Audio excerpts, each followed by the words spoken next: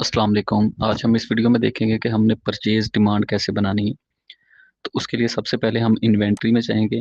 यहाँ पे हमारे पास है फॉर्म्स, इसमें हमारे पास ऑप्शन है परचेज़ इंडेंट। कुछ लोग इसको परचेज़ डिमांड बोलते हैं और इसको हम परचेज़ इंडेंट भी कहते हैं।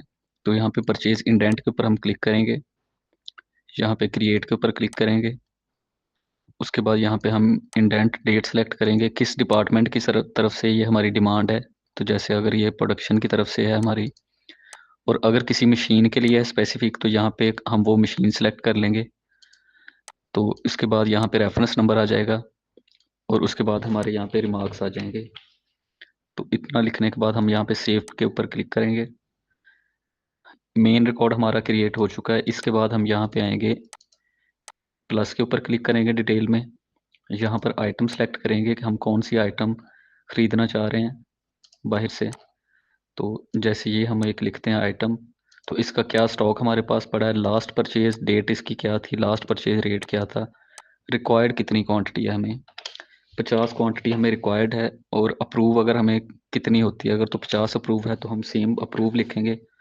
और इस आइटम की रिक्वायर्ड डेट क्या है कि ये हमें कब तक रिक्वायर्ड है, किस डेट तक।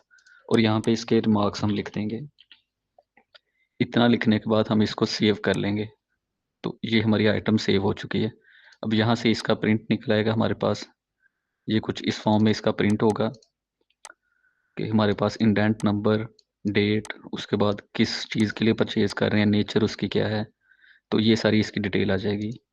और इसके बाद इसी पेज से इसका स्टेटस भी पता चलेगा कि हमारे पास ये डिमांड थी, इसकी अगर पीसीएस बन चुकी है, पीओ बन चुका है, या पीओ के अगेंस्ट आईजीपी चीज़ें रिसीव हो चुकी हैं। तो ये वो सारी चीज़ें हैं। अब इसके बाद हमारे पास दो ऑप्शंस आती हैं इंडेंट के बाद। एक होता है परचेज कंपैरिजन शीट। कुछ कंपनीज में ये परचेज कंपैरिजन शीट होती है, कुछ कंपनीज डिमांड के बाद डायरेक्ट पीओ के ऊपर आ जाती हैं। तो ये कंपनी टू कंपनी वेरी करता है।